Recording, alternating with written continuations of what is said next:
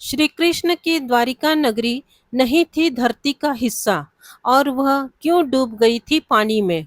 पौराणिक कथाओं के अनुसार भगवान कृष्ण का जन्म मथुरा में और उनका बचपन गोकुल में पूरा हुआ था।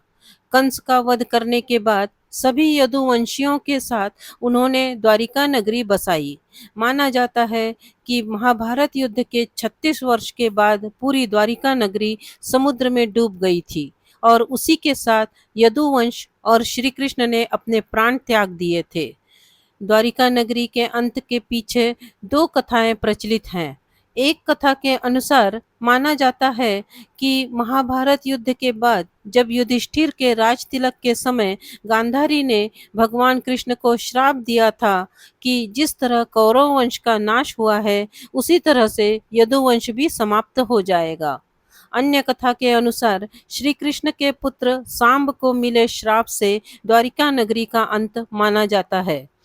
ऋषि वाल्मीकि, नारद मुनि और कण्व ऋषि द्वारका का भ्रमण करने आए थे। तब सांब उनका उपहास करने के लिए गर्भवती स्त्री का रूप धारण करके उनके पास गया। इसका पता ऋषियों को लगा और उन्होंने सांब को श्राप दिया कि उसकी कोख से मूसल उत्पन्न होगा, जिसके कारण पूरे यदुवंश का नाश होगा। राजा उग्रसेन को इस बात का पता चलते ही उन्होंने मूसल को समुद्र में फिकवा दिया। एक युद्ध के दौरान श्री कृष्ण पुत्र प्रद्युम्न के मित्र सात्यकी ने वृष्णिवंश कृतवर्मा का वध कर दिया, जिसे वृष्णिवंशी सहन नहीं कर पाए और उन्होंने सात्यकी के साथ कृष्ण के पुत्र प्रद्युम्न का भी वध कर दिया। भगवान कृष्ण को ये बात जब पता चली तो उन्होंने क्रोध में आकर जमीन से मुट्ठी में घास उठाई, जो ऋषियों के श्राप के कारण मुसल में बदल गई। उस घास को जो भी निकालता वो मूसल में बदल जाती। इस मूसल के प्रहार से व्यक्ति उसी स्थान पर अपने प्राण त्याग देता। इसी तरह यदुवंश और अंधक, भोज, शिनी और वृष्णिवंश के साथ भयंकर युद्ध हुआ और सभी का नाश हो गया। बलराम ने एक वन में अपने प्राण त्याग दिए और उन्हें देख श्री कृष्ण साधना में लीन हो गए।